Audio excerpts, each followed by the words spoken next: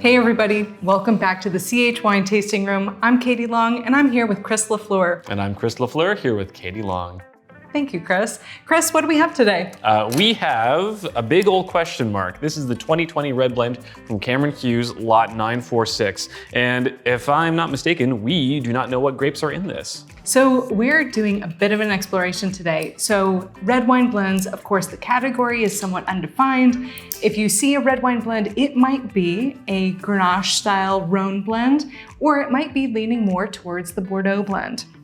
I have my suspicions. Oh yeah, and I think you're on the nose with this one. I mean, it's common that you're gonna see GSM on a bottle and you never know the proportion. It's common that you're gonna see Meritage on the bottle and you kind of know what's in there, but not necessarily the proportion.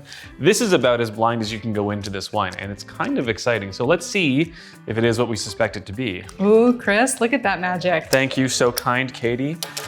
Alrighty. So what do we got in the glass? Let's begin the investigation. Immediately we have I'm gonna say semi-opaque wine. It's kind of dark in the core, but I can still generally see my hand. It's just a little hazy, so that's good. It's got a beautiful kind of a ruby purplish color. Absolutely, yeah. And you can see it doesn't really get too much lighter around the rim, so it's still in its youthful phase. Which we know to be true, it's a 2020. Absolutely. Now let's dive into the nose. Okay, ooh, there's a nice little hit of like grape jelly on the nose here. Wow, I'm getting red plum, black plum, a bit of a bramble fruit quality. Whenever I think of plum, that always leads me down to like Merlot or Cab or like a Bordeaux blend. So I think you're on the nose with this one, Katie, of where we think it might be. I'm also getting something that feels not quite minty, but it's almost there, like a little bit of spearmint. So I wonder if that's a Pyrazine. Pyrazine, of course, leading us to the Cabernet Sauvignon family of grapes. Maybe, again, more evidence we've got a Bordeaux blend here. But again, by the way, like we said, we do not know what's in this. So if we get it wrong and you find out later, roast me in the comments, but do not at me. Okay, so let's go. Oh gosh, there's just a really ripe quality to that fruit. That's, wow. Wow. And I feel like it's primarily like plummy and red with a little bit of darkness. I think we gotta taste it and see what the body's like.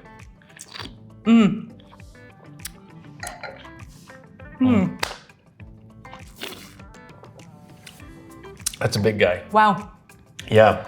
So that alcohol is definitely coming to the front, but that body is medium to medium plus. I'd almost say full bodied. This is a big wine. Not that it's big in the tannins for my palate. I think those tannins are refined and kind of on the silkier side.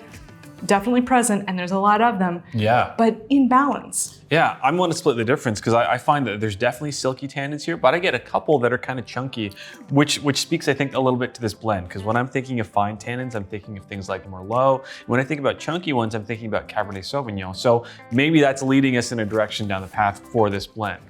So the oak on this, where do you think that's playing? I find it to be pretty well integrated. There's definitely a strong presence of vanilla, but I don't find it's overpowering the fruit. I think it's melding seamlessly with it, which is a great experience because you don't want something sticking out and overpowering everything here. You want it to be integrated. It's very well integrated, I think, for me. So it's a 3-year-old wine, but probably still has a few more years to continue to integrate and evolve. What do you think? I think that for me, I think this wine would be at its peak in 5 years, but I think it's got longer. I just think for my taste, 5 years is where I'd want to go, if I can wait that long.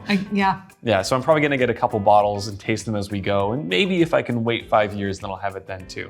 For me, I think I want to have this as a contemplation wine, après ski, or maybe around the campfire this fall, this winter. I think this is a great wine that will warm up those cooler winter evenings. Absolutely. And if you can't get it around the campfire, actually, you can drink it while watching the finale of Yellowstone, and then it'll feel like you're still drinking it on the plains. That's the way to go. We are not sponsored by Yellowstone or Paramount Plus. So I'm sensing maybe some buffalo steaks. What food are we gonna eat this with? Oh, I think this is ribeye. This is big ribeye for me because it's really rich, something with marbled meat, something where you can feel really primal as you eat it, holding the meat by the bone and taking a big chunk out of it, like a refined gentleman would. So no white, not that it's out of place at a white tablecloth, but you don't need one in order to enjoy this wine. Absolutely. I think this is great at the kitchen counter with friends or seated around a table with a big cooked goose in front of you. Maybe not a goose. if you can find one. Can you find a goose? I mean, I don't know the last time I saw a goose. I keep chasing them, I can't catch them. It's the whole thing. Well, we hope that you find a fun spot for this wine in your cellar. And again, like Chris said, let us know what you think about this red blend. We're excited. Hope you are too. And we will see you at the next glass. Cheers.